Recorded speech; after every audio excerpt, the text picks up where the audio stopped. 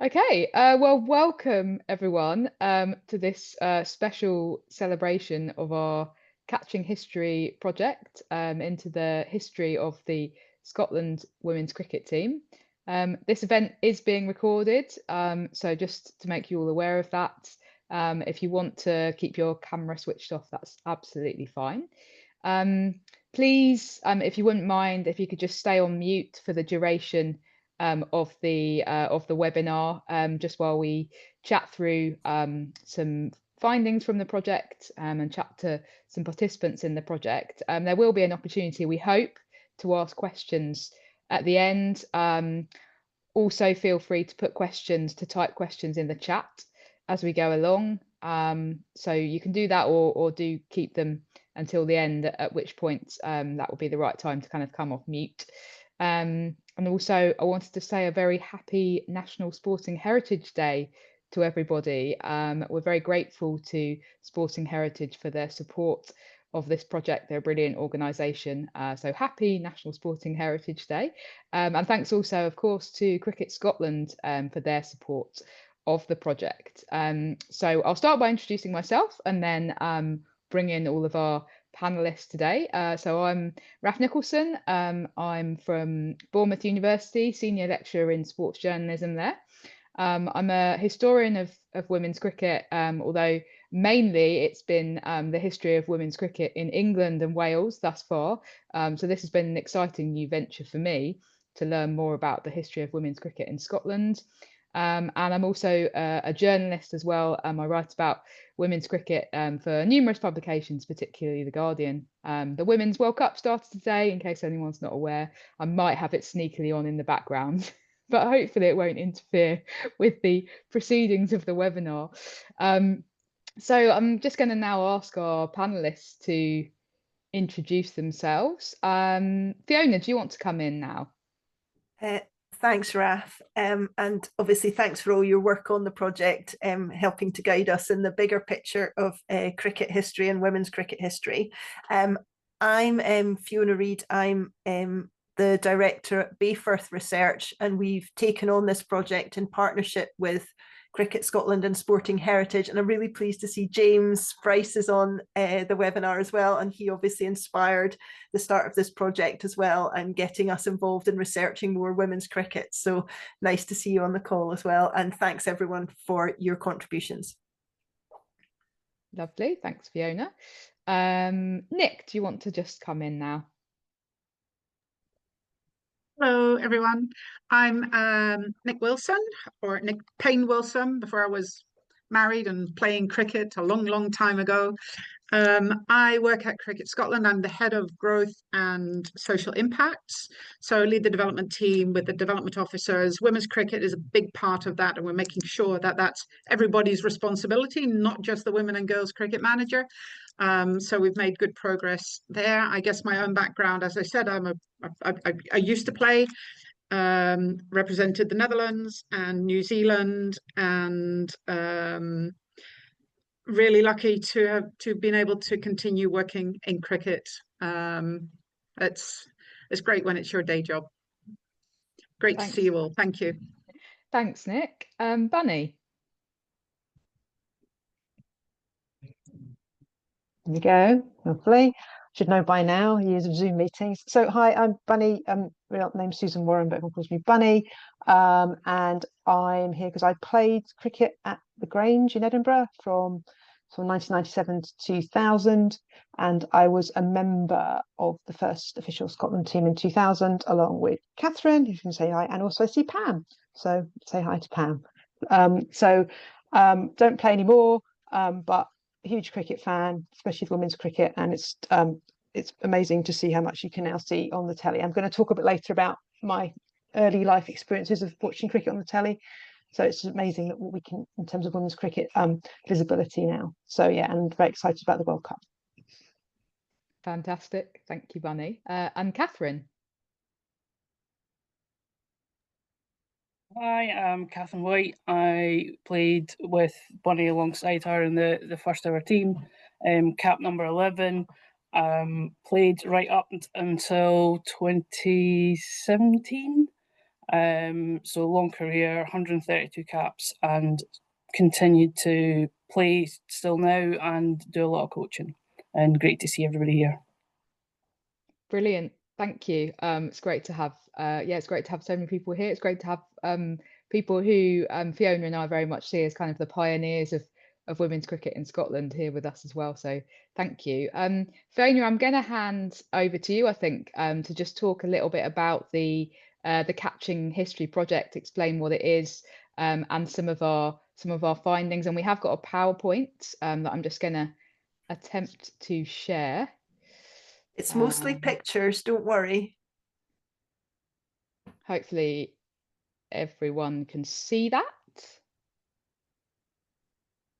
Can I just get a thumbs up if everyone can see that? Yeah, great. I've got a thumbs up there from Nick and Kathryn. So I'm assuming that applies to everybody else as well.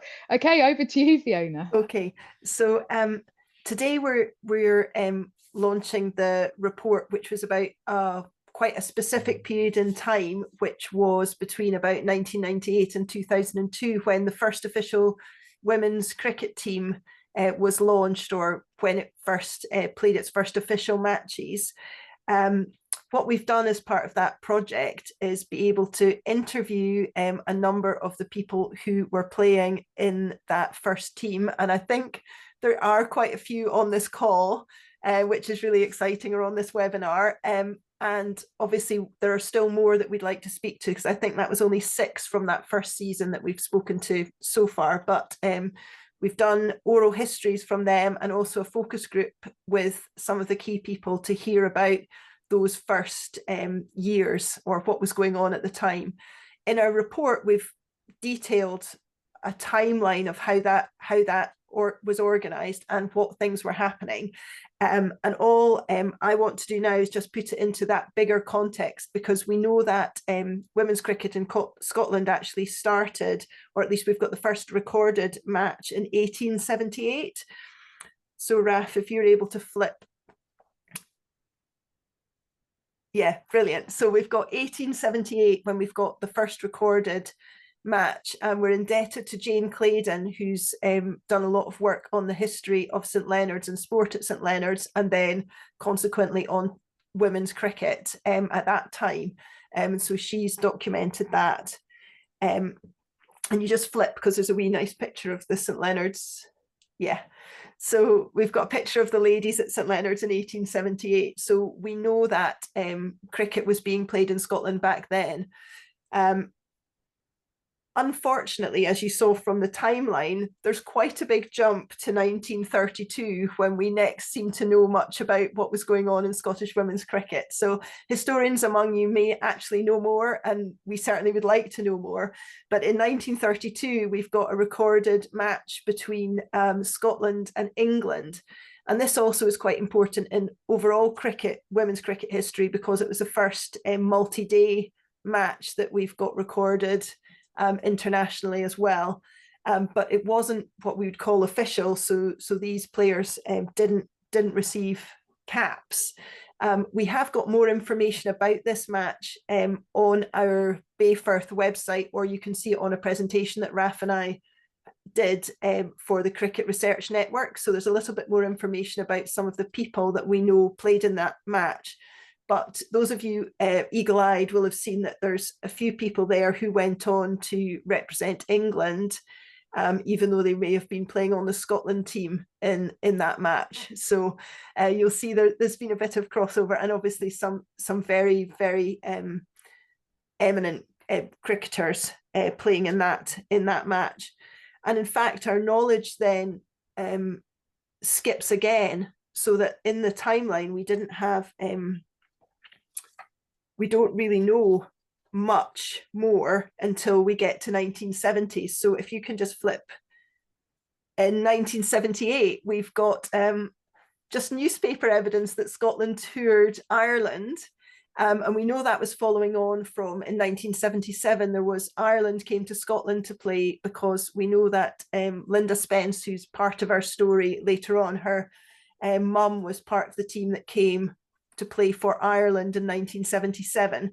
But in 1978, we know Scotland then went back to Ireland. And again, that wasn't an official recognised team, at least not the way we know now. And then if we can just flip over to the next one, and then this slightly more detailed timeline then tells us that we know a little bit about what was going on in 1977 and up till 1982, when in fact the Scottish Women's Cricket Association was formed at that time, and the Scottish Women's Cricket Association appeared to be all set to perhaps join into the International Women's Cricket Council and perhaps start to take part in international fixtures. But then somehow, we're not really sure why, they were invited to join the International Women's Cricket Council and refused in 1982. So an opportunity to start playing internationals kind of came and went at that point. We don't know any more about that at the moment, and we're obviously really keen to be able to have a look to understand that in the future. But our project and the report that you'll be able to read really starts then in 1995, understanding that in Stirling in 1995, one of the sports development officers, Raymond Bond, pulled together a come and try session. 3 of the initial first team, so Linda and Kathryn, were at that session, and also Carrie. And from there, a lot of things started to happen, mostly guided by Raymond to start off with, but then with Linda taking on the mantle. And so Linda, we know, then built up the Grange Ladies Cricket Club, and then also led that first initiative to get the Scotland cricket team and to start to play internationals. So you can see that's the end of that kind of timeline there. And we've got the video, haven't we, Raf? Oh yes, that's fine. We can maybe just go to the video now, which Cricket Scotland have helped us make a little video to illustrate some of the findings. And I think that's it's quite a good way to get a summary of what we did. Right, I'm just gonna make that big. I can.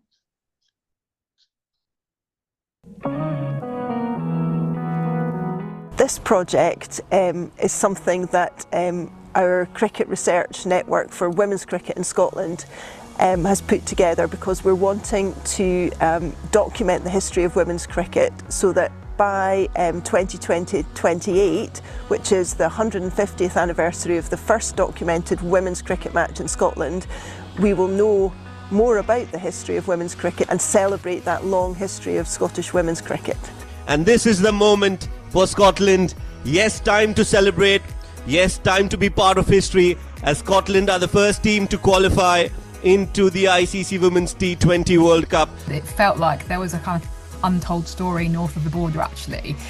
So I was really excited when Fiona approached me and said, let's do something on the history of the Scotland women's team, because obviously they crop up in the history of English women's cricket as well.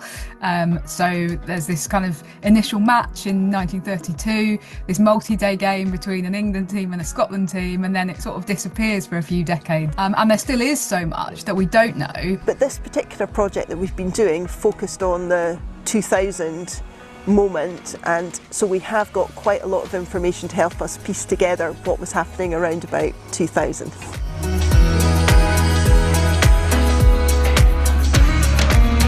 I think it's really cool that a couple of academics in Fiona and Raf have decided to really research and look into the history of Scottish cricket. It's something that we don't know much about. So I think the work that they've both undertaken is going to be really important to shape the future of us going forward as well. But it's really, really important to recognise the past, where we've come from, why we're in the situation we are just now, what are the learnings we've had from the past, but also what were the things to celebrate from the past as well. It's a really, really good piece of work, and super excited to play a small part in it.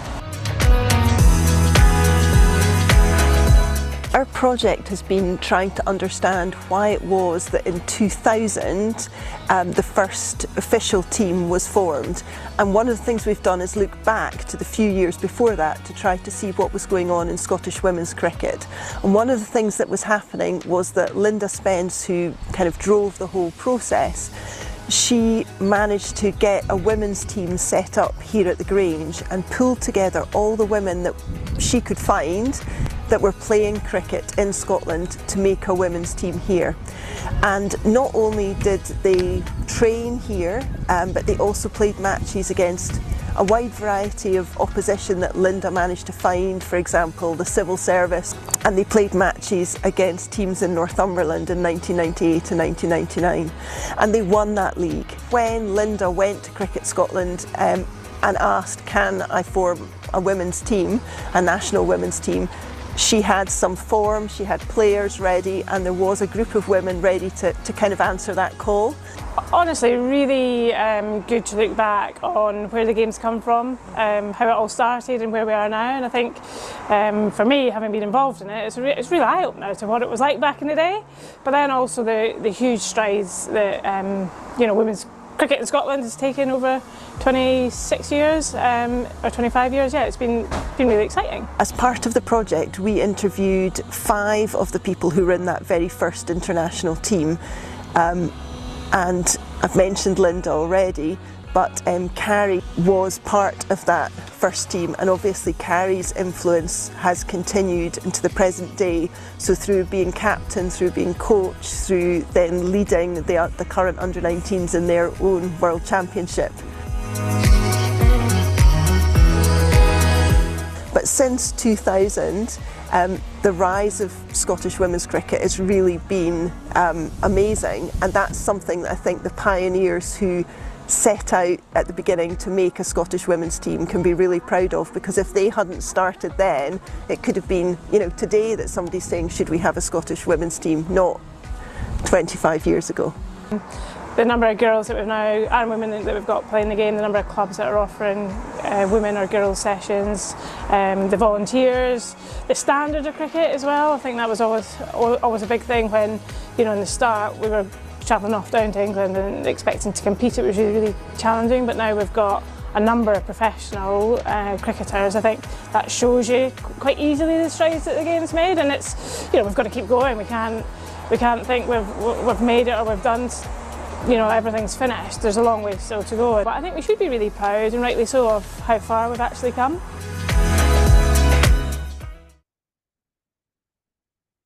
Okay.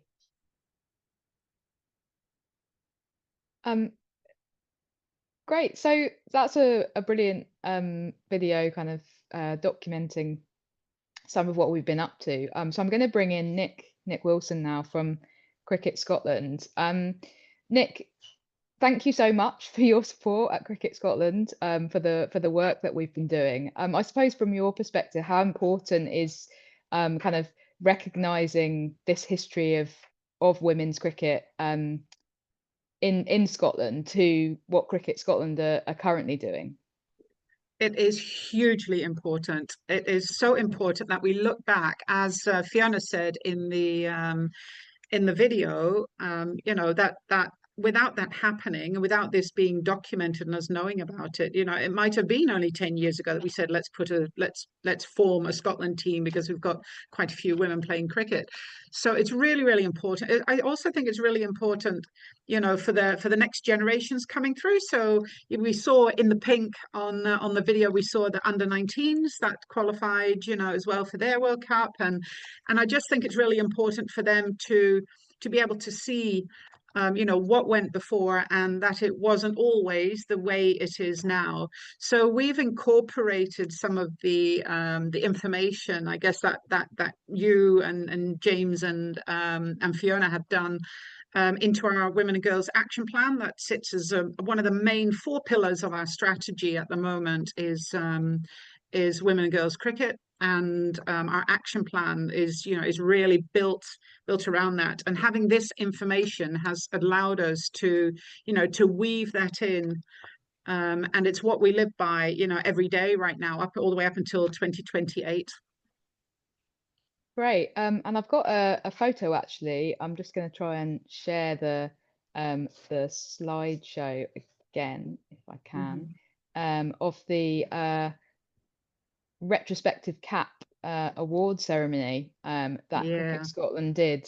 I think this was 2019. So can you just kind of talk a little bit about that? Like, what did this involve? Why did Cricket Scotland decide this was an important thing to do?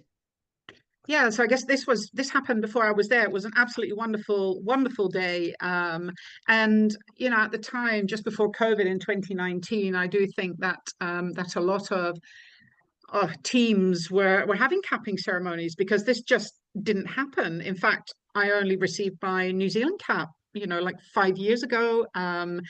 And actually, I think that it's Yorkshire that just did their capping ceremony maybe last week, to just honour all the players from the past. But, you know, these people are so important. All these players that we see here sitting there and receiving their cap with their number on it. It was just really important for us to recognise that. And the occasion for this was the global qualifier that we hosted in 2019 for the women's T20 World Cup. So we had that at Dundee, and we just thought that that was a fantastic opportunity to pull all of this together. And a big thank you to Abby, who's not on the call tonight, but Abby Aitken-Drummond, also obviously a player who did a lot of the work pulling together, you know, all the contacts and all the people that she knew to just make sure that we got the list as complete as possible. It was a wonderful occasion. Yeah, it's such a lovely thing to have done, and I can imagine that the emotions for the people actually receiving their caps must have been really nice. Nick, lastly, what do you think the impact of these kind of pioneers who we've been hearing about and who some of whom we've got on the call today in 2000 has been on the landscape of women's cricket in Scotland today? Well, I've only been in Scotland for a relatively short time, I guess. Been in this role for 9 years now. But when I first arrived in Scotland, I remember speaking to Carrie at the time, and you know, I'd not long retired, and I thought, oh, moved to Scotland from New Zealand, and I thought, well, just see what's happening and see if I can help. And you know, at that time, I remember Carrie telling me that because I asked about the women's competitions, and she said, well, we don't really have anything back in 2009. All the women. I said, well, where do you play? And she said, well, we play in the men's teams.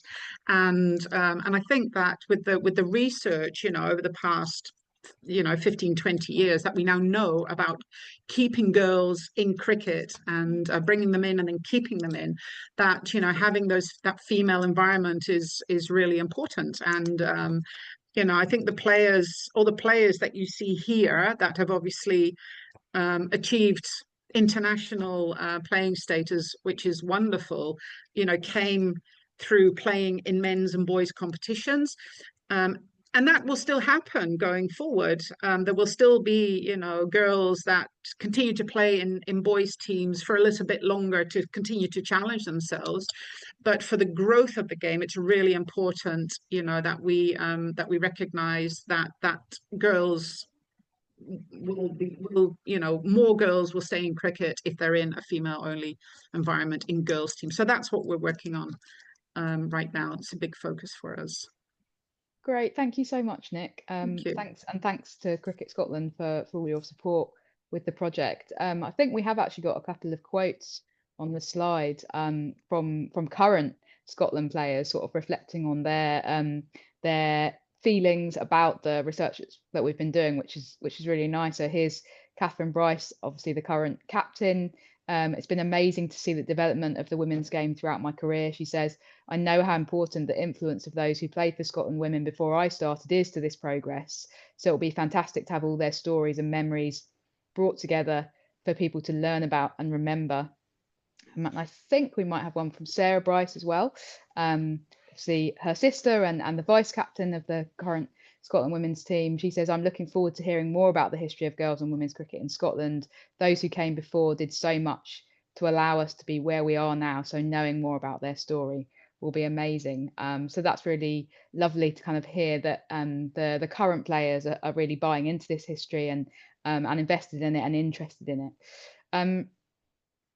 Okay, and now I think I'd like to bring in Bunny, Susan Warren, everyone knows her as Bunny, who Fiona interviewed as part of the project. I think we've got a photo of Bunny actually receiving her Scotland cap. So what were your emotions on that day, Bunny? Yeah. Well, it was lovely because I did know from Linda that they'd had the event in 2019, but I found out about it later. But I live down south just now, and so I just wasn't in that loop, and it wasn't possible to come. So, but I just come up to stay with Fee because I was working up in Edinburgh, and she and or Linda said to me, "Oh, well, there's a cap," and I was like, "Oh." So I think Fee, we went off. We just went up, didn't we? Up to the school, and Abby was there, and she just it was amazing because I didn't realise that there even was one. And then what was also really nice was then I was able to tell Pam about it as well. And so she then, Fee interviewed her, and Pam got her cap too. So it was just really nice because I had no idea, and it was really lovely. It was really special, and because I think it's easy to forget these things and to forget what you were involved in, and to perhaps downplay it because I don't know, you forget, and it's important. And it was a really important part of my life at that time, hugely significant. So yeah, it's just been really lovely. It was really lovely to get it. That's really nice to hear. So let's go back in time a little bit. We've heard about the importance of the Grange to the formation of the first Scotland women's team, and you played at the Grange, I think it was 1997. What do you remember about that setup?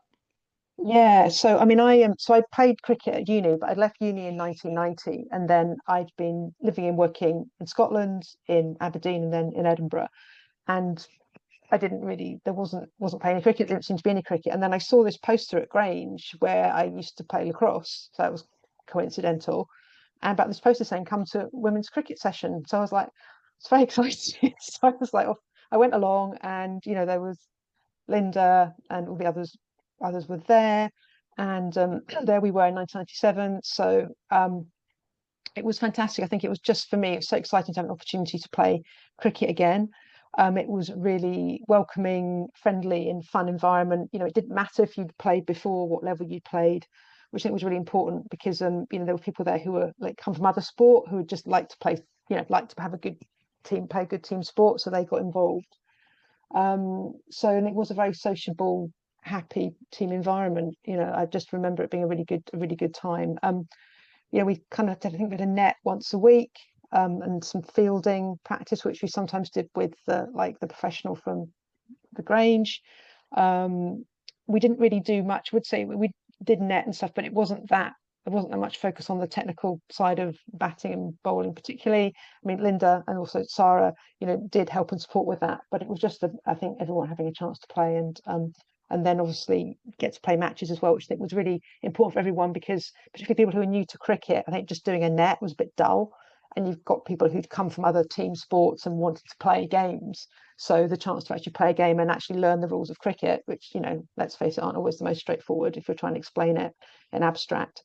So that was a really great way for people to, play matches, have the social time afterwards as well. So we mainly kind of went round Edinburgh and played different teams. I've got various memories of playing at different pitches at different times. And then obviously we used to go down the A1 in the minibus to Northumberland to play other teams, which was a huge, it was brilliant that, Linda made those connections to sort of widen our sphere as well of competitive cricket. Yeah, so because at this point there's I guess the context is that there's almost no kind of club cricket for women in Scotland. So how important was Linda kind of getting together this Grange team, do you think, then that formation of the first Scotland women's team in 2000? Yeah, I mean, when you look, because when you're in it at the time, you're just playing the cricket and then it sort of progressed. But when you look back, and obviously I've been reflecting, having been involved in this, you realise that actually, that was, the Grange setup, then established a pool of players, as Fee mentioned in the video. And then, Linda had the connection in Scottish cricket, and that was the springboard to the creation of the team. So you've kind of got here is kind of like the catalyst, to develop that, and also then to bring in, there's Carrie and Kathryn and other people playing in men's side suddenly have an opportunity. But it was very much kind of, I think this Grange club, with Linda at the helm of that, was very, totally instrumental in the springboard into the development of the initial Scotland side at that time. And tell us about going then down to compete in Northumberland, because that's interesting that the sort of feeling was that was a place where you could get some competitive women's cricket, I suppose. Yeah, I mean, it's a long time ago. So, I remember randomly, we camped one night before we went to a game. we played, I think we tended to play 11-a-side. We did play some indoor stuff as well, early around sort of April time in the year, sort of 6-a-side. I remember that as well. But again, it is all a bit hazy. But I think it was really helpful in helping us to play, because some of the social cricket was great, but it was often maybe mixed teams. So this was a good opportunity to play against other women's teams. And there were good, some good players as well. So I think it was helping us all to kind of develop it as well. But then you kept on winning. Yeah, well, we did all right, didn't we? We did well. Yeah. And I think you alluded to this earlier, Bunny, but you were kind of thwarted in your ambitions for cricket as a youngster. Can you tell us how you ended up being able to play as a child? Yeah, I mean, I would say that, I mean, I loved all sports when I was a kid, and I was that classic generation of you can't play in the boys' football team era when you were clearly better than all the boys, but we weren't, that was what it was like. So I used to play like cricket and rugby and football in the park with my mum and dad, or on the beach when I was little, and that's what I always did. And I don't quite know what happened, but I was absolutely captivated by the 1981, shows how old I am, Ashes series, the whole Ian Botham's heroics in the Ashes of 81. And I remember sitting watching it on the telly, and I was just completely obsessed. And I actually have this book, still have, I dug it out, kept it with me. Botham rekindles the Ashes. There we go. It's a Daily Telegraph publication. I could probably still tell you all the scores. It's really well thumbed. I used to have it in my bookshelf by my bed when I was little. It was just did it for me. It was extraordinary. And I used to then play little Ashes matches in the back garden, just me with my wicket, and I'd bowl and I'd throw the ball against the wall, and I had a great time. And I think it's interesting thinking back to that, because that was hugely significant. But I would just say that obviously, funnily, unsurprisingly, Ian Botham was my kind of cricket hero. But I was thinking, just think how much better for me it would have been if it had been Nat Sciver-Brunt instead of Ian Botham. But we weren't quite there then, were we, with that? So I have Nat Sciver-Brunt instead now. I've replaced him in my affections, which is nice for me. But no opportunity to play at primary school or secondary school. So I was the bowler in rounders, because that was about the most exciting thing you could do in rounders, I think.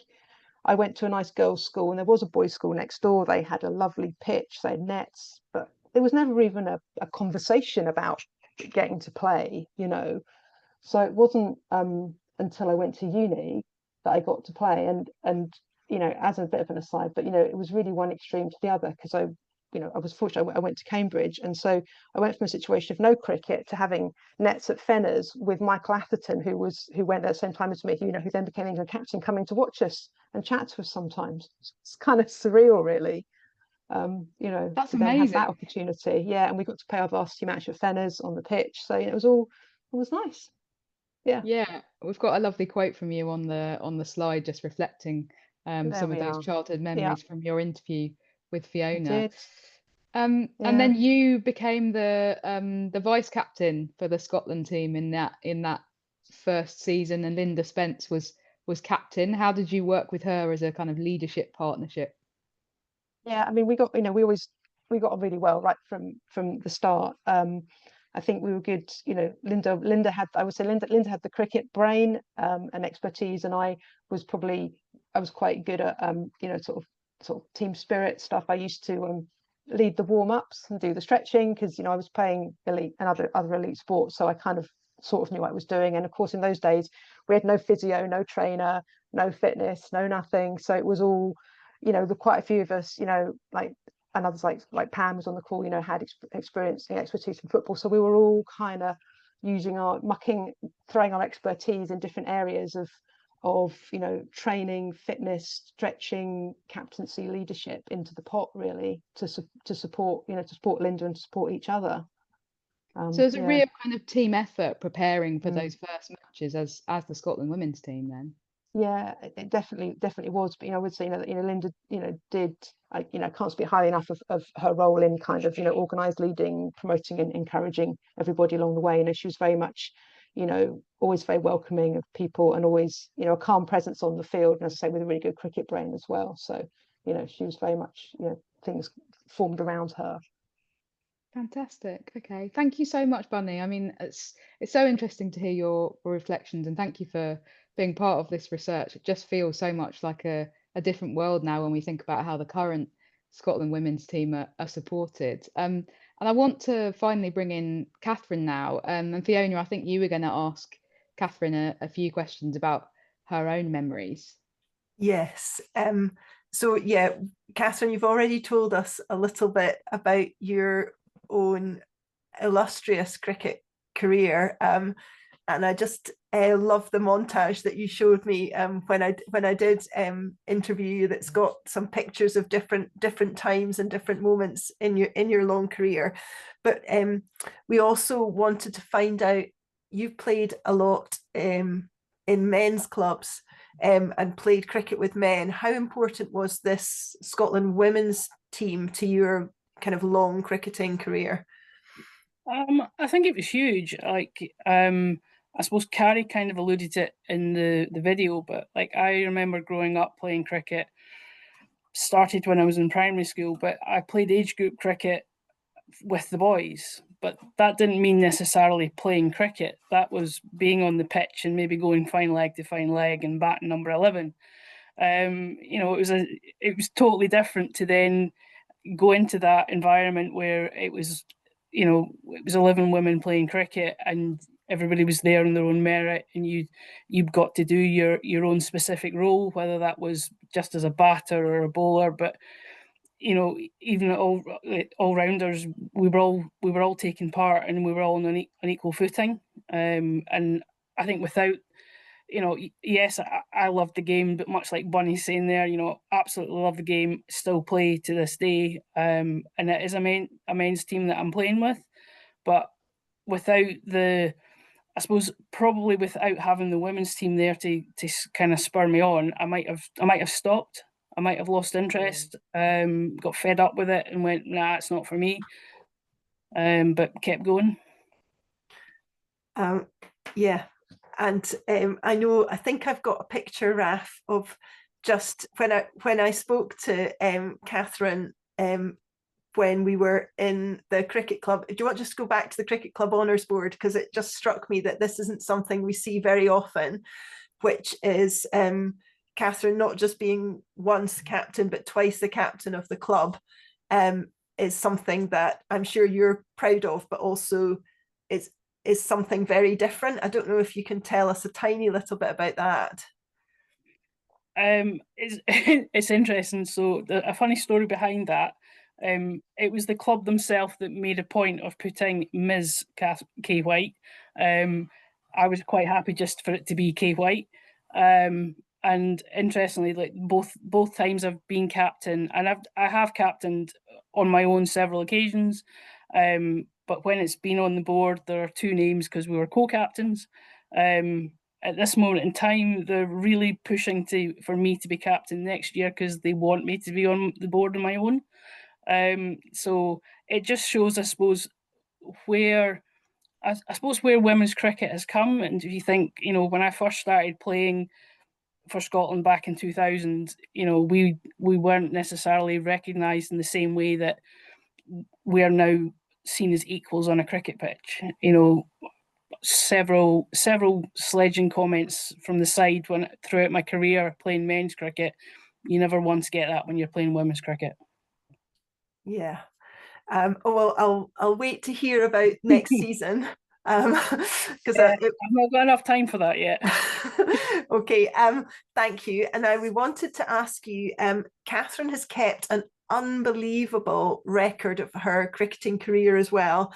And in my house, unfortunately not in Kathryn's house, is the two big boxes of different kit items. And so we were just going to ask her to speak a little bit about these different ones. So I've got the first shirt here. Sorry, Kathryn, you've not got it to show, but we have got a picture. Do you want to say a little bit about this? I don't know about you, Bunny, but I remember it being really, really large. None of the kit particularly fitted. I remember when we were speaking with Linda, she said she'd raided the cupboards, and I think that was quite literally what it was. We'd raided the cupboard at Cricket Scotland. We found what we could, but it was all the men's kit that hadn't been used. And yeah, none of it fitted. It looks a bit like a tent. Yeah. Yeah. Yes, but a lovely tent with I love the tent. Absolutely lovely tent. I like my clothes baggy, but maybe not that baggy. Thanks so much. And then you also told me a bit about this fabulous slipover sleeveless woolen jumper. Yeah, for me that was, I guess, I suppose, going back to what Bunny was saying, you know, we watched the men's cricket on TV, but there was always something about watching the, you know, test matches when they were all wearing in whites, and it was the woolen jumpers that you saw on TV. So that for me was kind of, I suppose the point where it really hit that we were representing our country. Was you had that woolen jumper. I think when we chatted before, I talked about a proper jumper, but it was that first real kind of proper international cricket. Sorry, Raf, just go on one slide because it's got Kathryn in the team picture and they've all got your jumpers on. Yeah. So thanks, Kathryn. And we can see, I think this one, I don't know, I've been told it's 2001, it might be 2000. We've got a bit more investigating to do on that exact one, on that photo, but we can see you in your jumper. And then the final sort of memory we wanted to ask you about was how you found out you were selected for the team. So can we flip to the next picture? Yeah, so it was by letter. It wasn't by email, and I don't necessarily ever remember getting a kind of face-to-face conversation. I think we literally had to wait on the letter coming through the door. Hence why there is a lot of kind of memorabilia that's been kept, because it was my mum primarily that had kept it for me. But I remember expectantly waiting, you know, for that letter, and I suppose I didn't get very much mail in those days, so probably more than I do now, because you don't get very many letters at all. But it was actually having to wait for that letter to come through to see whether you'd actually been selected or not. Yeah, and thanks. It really just gives us that window back into the past. So thanks so much for that. And we could talk for a long time, but I think we want to wrap that up just now, Kathryn. So thank you so much for your time on telling us about that. And I think the next bit, Raf, was meant to be a couple of minutes of me just saying how our project fits into the future. Yeah, exactly. It's been so brilliant kind of working together and uncovering all of this history. So we just wanted to say a little bit about what we think might come next. So over to you, Fiona.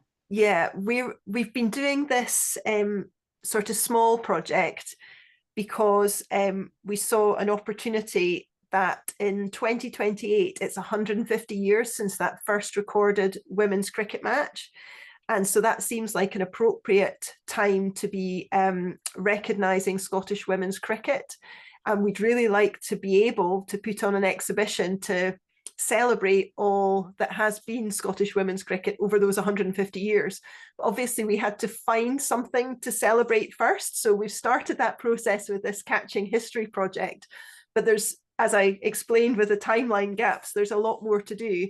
But what we'd really like to be able to do is to have enough to be able to make an exhibition that we could perhaps take to different cricket clubs, or perhaps to different cricket museums even around the country, to celebrate Scottish women's cricket.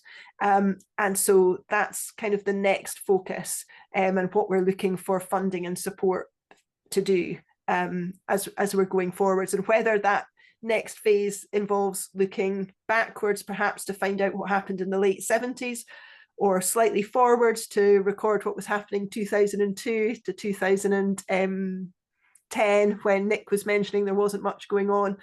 I don't know, but we want to fill in those gaps if we possibly can. So that's where we're at just now. And if anybody, I can see there's a few people been nodding. I think there's a few players on the call as well. So please get in touch. Yes, Fee, I can see you there. Please get in touch so we can follow this up if you're on the call, because that would be brilliant. We've got I think the chat has got some links, but also we have got them on this webinar. So we'll try and make sure everyone gets that. Raf, is there time for questions now? Is that what? Yeah, if you're happy, we have got about 10 minutes for questions. Unless there was anything else you wanted to say, Fiona, at this point, or shall we go to questions? Let's try questions, and Yeah, if anybody okay. wants to, So yeah, Fee, if I'm you just want going to to put your stop contact sharing in the. Yeah, put your contact in the chat, Fee. Yeah, thanks.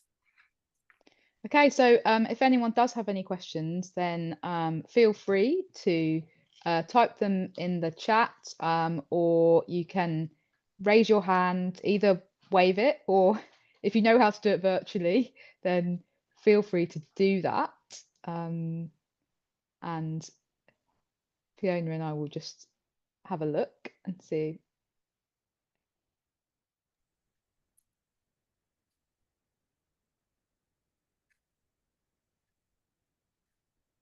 Yeah, I mean, if there's nothing coming in, we did have a supplementary question for Kathryn, was about starting out your cricket journey, Kathryn. So if you want to, while we hopefully get a couple of questions, tell us a little bit about what was going on in Stirling. Yeah, so I started in primary school with some come and try sessions that were run by Raymond Bond, and where I grew up in Stirling, from my parents' front door, if you looked through two houses, you could see the high school, and you jumped a fence to get to the cricket ground, and then you jumped another fence, and it was a primary school. So everything was all in one place. So my mum always made me walk to school, so I had to walk past the cricket ground. So when I took an interest in cricket, she was quite happy for me just to go on my own because I could just walk and it wasn't as far as going to school. And yeah, so I kept going, kept annoying the guys, and yeah, still here. And in your pictures and the some of the newspaper cuttings, we can see that Raymond obviously got you involved in coaching and helping some of the youngsters as well. Can you tell us a wee bit about that? Yeah, so it was Raymond that got me started on my cricket coaching, and then decided that I needed something to do in the winter, so started me doing table tennis as well. And I coached. I used to coach that, not anymore. But that was all because Raymond had taken an interest. And I think I think Stirling in general with the cricket was a lot to Raymond, because without him, a lot of things wouldn't have happened. But yeah, he was the driving force at the time for me playing my cricket. Thanks so much. It actually looks, Fee, do you want to actually just tell us a little bit about your start in cricket if you're on the call, because that'd be really interesting.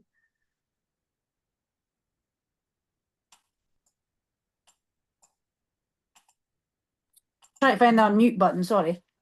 Hi, yeah, I'm Fee Campbell. We all got called Fee and our last names because there was about 5 Fionas when we first started the team.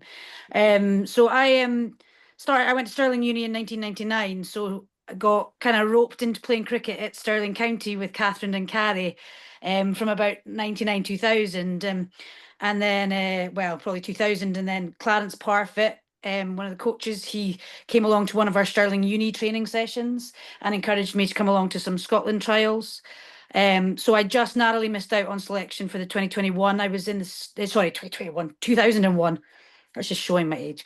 Yeah, so I narrowly missed out in the selection for the 2001 tournament that they went and played.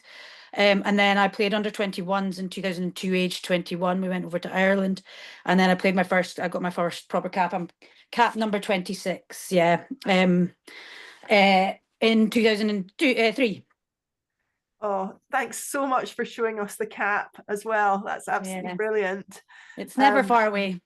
And then I've got my shirt on the wall. So yeah, we're all very proud.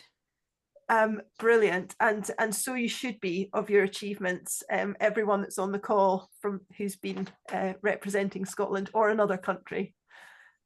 So thanks so much for sharing that. I don't know if we've got any questions in the. Yeah, we have got a couple that have come in. One from Richard Jones, who says, we've mentioned the Grange and Stirling. Were there any other locations in Scotland where women's cricket developed in this era? I'm going to let you take that one, Fiona. Yes, or maybe somebody else in this call can answer. So wave if you can. I mean, there's a couple of places that we can see there were clubs that provided internationalists at that time, but I believe they were playing in the men's teams. I haven't verified this, but I do believe there was a women's team at Fruchi around about that same time, but I don't think it was exactly at that moment. And we know, of course, in the 70s and 80s, there was cricket in a number of different women's teams. So yeah, I don't think we can really answer that. There definitely weren't women's teams, but whether there were other locations where girls and women were being encouraged, I'm not sure, and maybe that will become clearer. Fee's obviously just explained about Stirling Uni, so there may be other sort of hotbeds. Can I jump in there, Fiona? So Yeah. Stirling Uni used to play against St Andrews Uni, but we were the only two Scottish universities that had teams. By the time I was finishing at uni in 2003, Edinburgh were kind of getting a uni team, but not massively. We used to go down and play in the English leagues. So we play Northumbria or Newcastle or some of the northern universities. I'm not aware of any female-only teams. There were a lot of men's teams, as Kathryn has alluded to a lot, and Bunny in that there was a lot of men's teams that were willing to support women playing. Stonywood Dice had Fiuckert and a couple of others. So there were lots of men's teams that were supportive of women's playing in them, but not actual women's teams. That's really helpful about the two uni teams, though. That's something to follow up. So thanks very much. No problem. It feels like part of what Linda did in getting that Grange team together was actually drawing people into one geographical location that then became this sort of real area of strength, actually. So which wasn't something that had really happened before from what we've seen. But as Fiona says, there's always kind of more to find out and understand. Another question in the chat: how important was St Leonard's School in St Andrews to women's cricket? So we did touch on that briefly right at the start, because it was at St Leonard's School that we believe the very first women's cricket match ever played in Scotland took place. Certainly the earliest one that we are aware of that was recorded. And that's the kind of anniversary that we're hoping to celebrate with Project 2028, because that was 1878. Fiona, did you want to say anything else about St Leonard's? So Jane Claydon has written a booklet, well, between a book and a pamphlet, really, about that. So we'd recommend, if you want to know a bit more about that, there's a lot of detail in there. And I can send you the link to getting hold of that, or to getting a copy of that, because there's a lot more detail than we can talk about now. But so yes, incredibly important, because lots of those players in 1932 had also, some of them had been either in St Leonard's School or been trained by somebody who was at St Leonard's and then went on to the PE college. So there's quite a lot of complex links that take you back to seeing 1932 team as actually a product of those early St Leonard's cricketing days. But it's not my expert field at the moment. So yeah, the book would be the place to go. But if you put a contact on the chat, then we can get in touch with you. Great. And then a question from James to Nick. Do any of these findings resonate with what was going on in the Netherlands or New Zealand? So the Netherlands were, I would say because I was playing for the Netherlands at the time, were slightly ahead. I went to the World Cup in 1988 with the Netherlands team, and they'd been playing for a few years then. I think some players actually went to the first Women's World Cup. Raf, remind me of the year, the one where they had the mixed teams. Was it 1973? 73 even. Yeah. Wow, yeah, that far back. I think a few Dutch players were in that mixed team as well. So I think actually, if you think of it that way, and where Dutch women's cricket was at that time, we've definitely caught up and probably arguably overtaken even. So I think that's credit to the pioneers on this call today and in the research. And you know, we're going to keep going. We want to stay ahead for sure. But they're good opposition for us. There are parallels, but I would say, you know, in Scotland we were slightly ahead. Great, that's really interesting. So I make it about 6 p.m, Fiona, so I think that we might need to wrap up there. Just want to say a massive thank you to everyone for taking some time out of your evening to join the webinar, and thanks so much to our panelists, to Nick, to Bunny, to Kathryn. Fiona, did you want to say anything else just to wrap up? I think it's just, please, those of you who are interested and would love to hear from you, so please get in touch. Also, this webinar is being recorded and is going to be available, isn't it, Raf, on the Cricket Research Network? Yes, absolutely. So yeah, we will put the recording up on the Bayfirth website. It will, I believe, that we might be able to share it via Cricket Scotland channels, and certainly it will be on the Cricket Research Network YouTube channel. So if you just Google Cricket Research Network YouTube, then it should come up. And if anyone wants to join the Cricket Research Network mailing list, then feel free to drop me an email. I will just put my email now in the chat, so that if anyone wants to be on our Cricket Research Network mailing list, then you absolutely can do. Yeah, and we still have the Scottish Women's Cricket Research Network that we're hoping to build, not just looking at history. So again, if any of you are interested in more broad things about women's cricket and finding more out about that, then please get in touch. And I think my email's already on the links, isn't it? On the chat, I think it's fiona.reid@bayfirth.co.uk. Let me put it in just in case. Okay, that's brilliant. Thank you. And thanks everybody for coming and taking the time to listen. It's just so fascinating to hear the stories and so much more that, yeah, we'd love to share. So thanks everyone. Thank you. Thank you very much. Thank you, guys. Thank you. Thank you. Nice to meet you, Bunny.